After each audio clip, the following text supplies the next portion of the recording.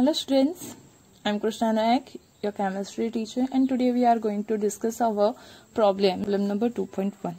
Calculate the protons, a neutron and electron in boron 3580, right? We have to calculate the proton, neutron and electron in this atom, right?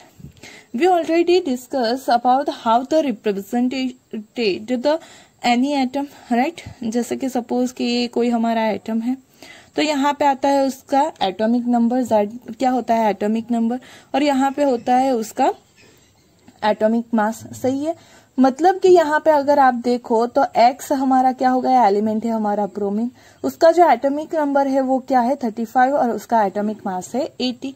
Right, now we know that the Z equal to atomic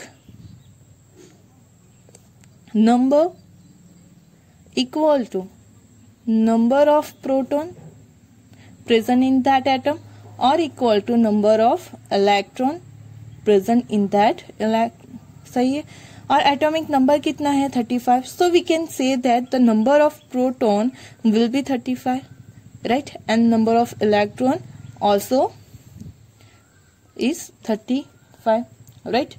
Now we have to calculate the number of neutrons. Now for the atomic mass is calculated by the number of neutron plus number of proton present, right? Atomic mass is given, which is 80. We have to calculate the number of neutron and we already find out the number of proton, which is 35.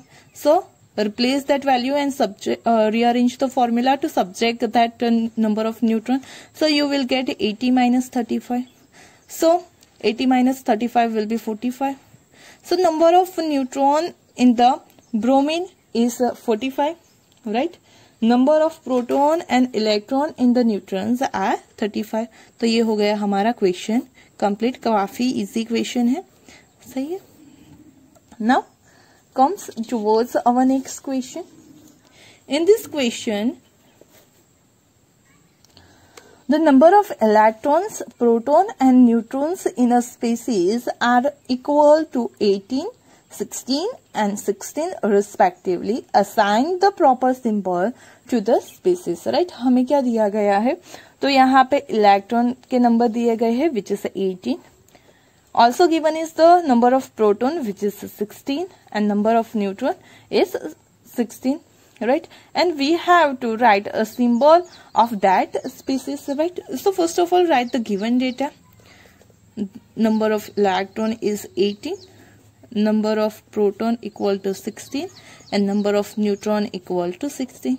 Right, now we know that the यहाँ पे आप देख सकते हो, वैसे हमने यहाँ पे बात की आगे कि जो नंबर ऑफ प्रोटॉन और इलेक्ट्रॉन होता है it's equal to the atomic number, लेकिन यहाँ पे आप देख सकते हो कि number of electron is greater than that of the number of proton. मतलब कि जो हमारा एलिमेंट है उसने इलेक्ट्रॉन गेन किए हुए हैं. क्या किए हुए हैं, उसने इलेक्ट्रॉन गेन किए हुए हैं. ओके, कितने इलेक्ट्रॉन गेन किए हैं, तो उसके पास होने चाहिए 16, क्योंकि जितने प्रोटॉन होते हैं उतने ही इलेक्ट्रॉन होते हैं, तो उसके पास होने चाहिए थे 16, लेकिन उसके पास है कितने 18, मतलब उसके पास 2 इलेक्ट्रॉन ज्यादा है. कितने इलेक्ट्रॉन ज्यादा है, 2 electron. Okay, first of all हम क्या लिखते हैं, यहाँ पे क्या लिख सकते हैं हम, फॉर न्यूट्रल एटम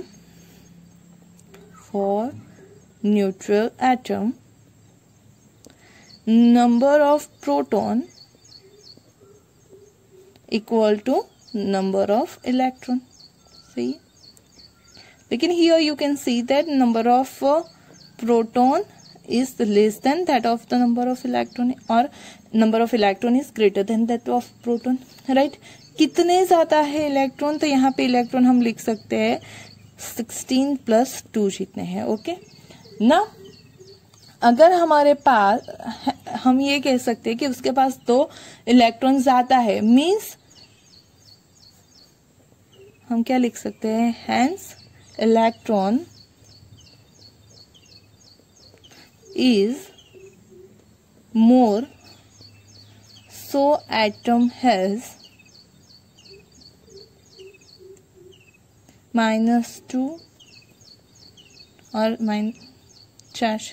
सही, -2 charge, or we can say that it has a 2 negative charge, right. अब क्या है हमारे पास, तो जो नंबर ऑफ प्रोटॉन है इक्वल टू एटॉमिक नंबर। तो हमारे नंबर ऑफ प्रोटॉन है 16, तो ये भी हो जाएंगे 16। Now atomic mass equal to number of proton plus number of neutron. सही है, नंबर ऑफ न्यूट्रॉन कितने दिए गए हैं 16, ये भी है 16, तो एटॉमिक मास हो जाएगा 32। नाउ जो एटॉमिक नंबर 16 हो ऐसा कौन सा एलिमेंट है हमारे पास, तो है सल्फर। सही है, जो एटॉमिक नंबर है वो क्या लगते हैं, हम सफिक्स में लिखते हैं, तो यहाँ पे हो जाएगा 16। उसका एटॉमिक मास होता है सुपरस्क्रिप्ट में, तो यहाँ पे आ जाएगा 32, और साथ में उसके पास क्या है, तो -2 चार्ज है, तो यहाँ पे हो जाएगा -2। तो ये जो आप देख रहे हो वो क्या है, हमारे एलिमेंट का कंप्लीट रिप्रेजेंटेशन। सही है, क्या है हमारा कंप्लीट सिंबॉलिक रिप्रेजेंटेशन।